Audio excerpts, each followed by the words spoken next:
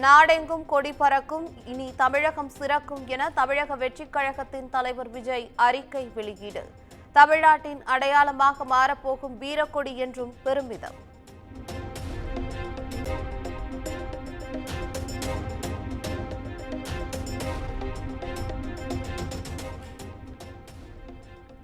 விஜயின் அரசியல் பிரவேசத்தால் இந்தியா கூட்டணிக்கு பாதிப்பு இல்லை என தமிழக காங்கிரஸ் கமிட்டி தலைவர் செல்வ பெருந்தகை பேட்டி. லட்சிய உறுதி கொண்டு தமிழக அரசியலில் வாகை சூட வாழ்த்துவதாக நாம் தமிழர் கட்சி ஒருங்கிணைப்பாளர் சீமான் ட்வீட்.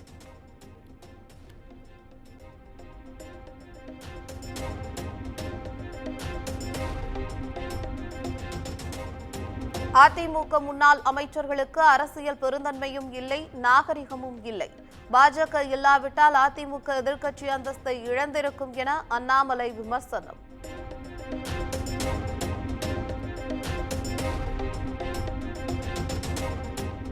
கடந்த 3 ஆண்டுகளில் பாஜக தலைவராக இருந்து கொண்டு தமிழக மக்களுக்கு என்ன வளர்ச்சி திட்டங்களை கொண்டு வந்தீர்கள்?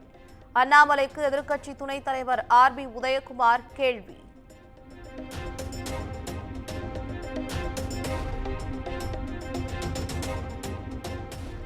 வழக்கறிஞர் மொட்டை கிருஷ்ணனுக்கு பணம் கொடுக்கவில்லை என திரைப்பட இயக்குநர் நெல்சன் மனைவி மோனிஷா விளக்கம்.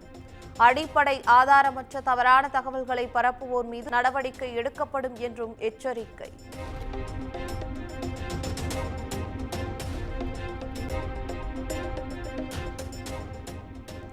ராமநாதபுரம் மாவட்ட மீனவர்கள் கடலுக்குள் மீன்பிடிக்க செல்ல தடை.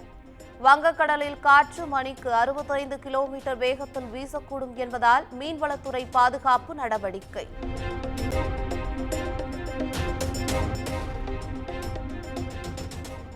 திருப்பூர் பேருந்து நிலையத்தில் அரசு மற்றும் தனியார் பேருந்து நடத்துனர்களிடையே கடும் வாக்குவாதம். நீண்ட நேரம் நின்று பயணிகளை ஏற்றினால் நாங்கள் எப்படி சம்பாதிப்பது என தனியார் பேருந்து நடத்துனர் ஆவேசம்.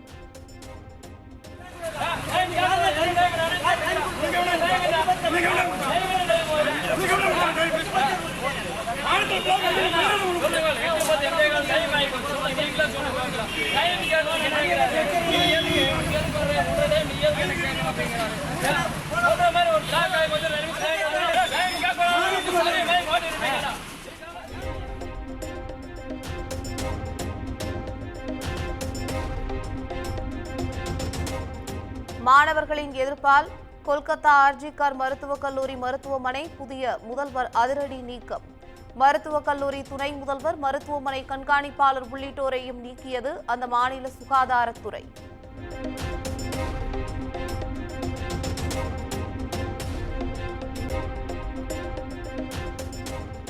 மகாராஷ்டிராவில் பள்ளி சிறுமிகள் பாலியல் துன்புறுத்தப்பட்ட சம்பவத்தில் இதுவரை நீதி கிடைக்கவில்லை. பாலியல் குற்றங்களில் நீதி வழங்குவதை விட குற்றத்தை மறைக்கவே அதிக முயற்சிகள் நடப்பதாக ராகுல் காந்தி ஆதங்கம்.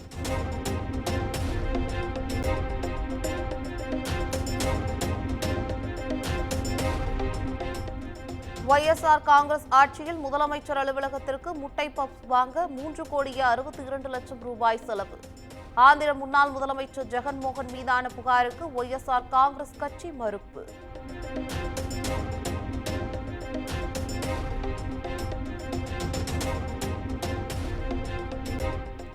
ராஜஸ்தான் மாநிலம் பொக்ரான் அருகே போர் விமானத்தில் இருந்து விழுந்த பொருளால் பரபரப்பு. தொழில்நுட்ப கோளாறால் விமானத்தில் இருந்து ஏர்ஸ்டோர் விழுந்தது குறித்து விசாரணைக்கு விமானப்படை உத்தரவு.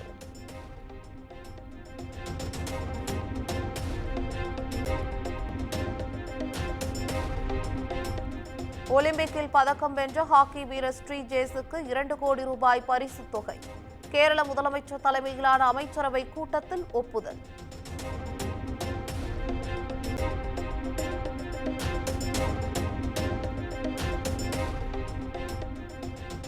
உலகின் மிகவும் வயதான நபராக ஜப்பானை சேர்ந்த டாமிகோ இருக்கா அறிவிப்பு. 117 வயதான மரியா பிரான்ஸ் மறைந்ததால் 116 வயதான டாமிகோ இதுகாவை அறிவித்தது கின்னஸ் நிறுவனம்.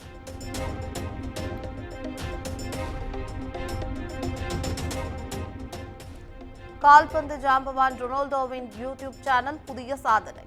சேனல் தொடங்கிய 10 மணி நேரத்தில் 1 கோடி சப்ஸ்கிரைபர்களை கடந்து அசத்தல்.